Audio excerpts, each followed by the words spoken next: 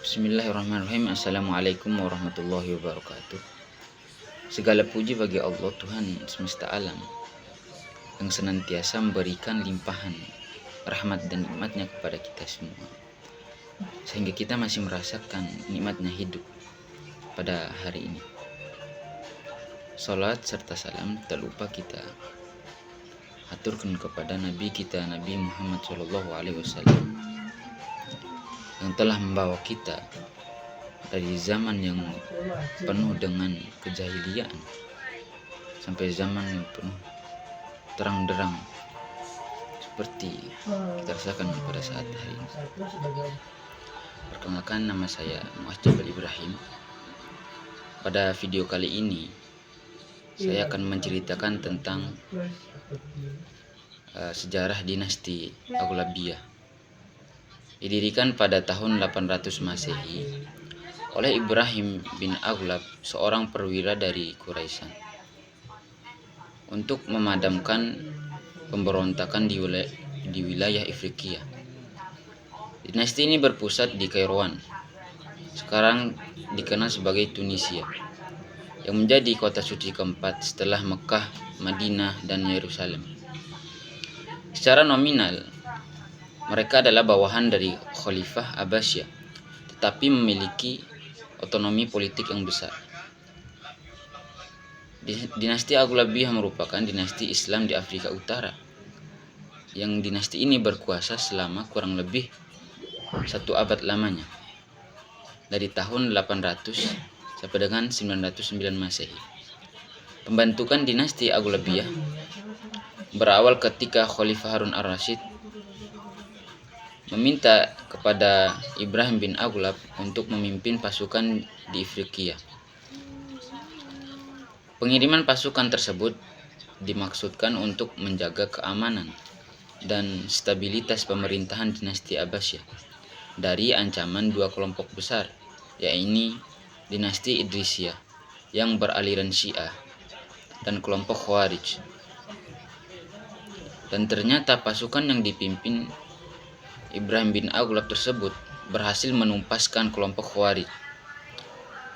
Atas keberhasilannya, Ibrahim bin Aghlab mengusulkan agar Khalifah Harun ar-Rasyid untuk menghadiahkan wilayah itu kepadanya dan anak keturunannya secara permanen. Usulan tersebut disetujui oleh Harun ar-Rasyid, dan akhirnya wilayah Afrika yang dikenal sekarang Tunisia diberikan kepada Ibrahim bin Aghlab, lengkap dengan hak otonomi penuh. Dari peristiwa ini, dinasti Aghlabiyah resmi berdiri dengan Ibrahim bin Aghlab sebagai khalifah pertamanya. Meskipun sudah menjadi suatu dinasti yang memiliki hak otonomi penuh, dinasti Aghlabiyah masih tetap harus mengakui akan kekhalifahan Baghdad. Dalam perkembangan peradaban dan ekspansinya, dinasti Aghlabiyah di bawah pimpinan Ziyadatullah I, dinasti ini berhasil menaklukkan sebagian besar Sisilia pada tahun 902 Masehi setelah kampanye militer selama beberapa dekade dan menggunakan pulau itu sebagai pusat untuk menaklukkan daratan Eropa.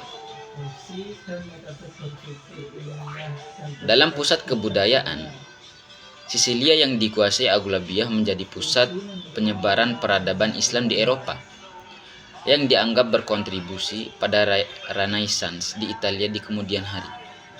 Kemudian dalam kemajuan arsitekturnya, dinasti ini terkenal dengan pencapaian arsitekturnya, terutama pembangunan masjid-masjid megah seperti Masjid Kairouan yang arsitekturnya terus disempurnakan. Sistem pemerintahannya, mereka menerapkan doktrin rasionalis Mu'tazilah dalam Islam Sunni Hanafi sebagai doktrin negara mereka. Kemunduran dinasti Aghlabiyah ini berawal pada akhir abad ke-9,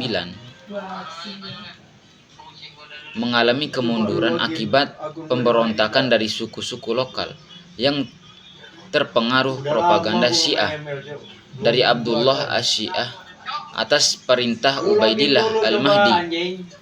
Kemudian kesenjangan sosial antara keluarga Aghlabiyah dengan orang-orang Ketama atau yang dikenal dengan suku Berber yang menjadi faktor penyebab keruntuhannya.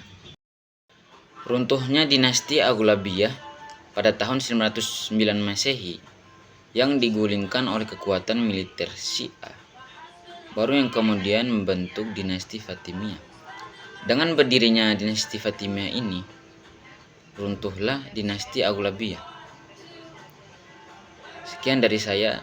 Jika ada kesalahan tutur kata dari saya, mohon maaf. Wallahul muwaffiq wal hadi ila sabilir rasyad. Wassalamualaikum warahmatullahi wabarakatuh.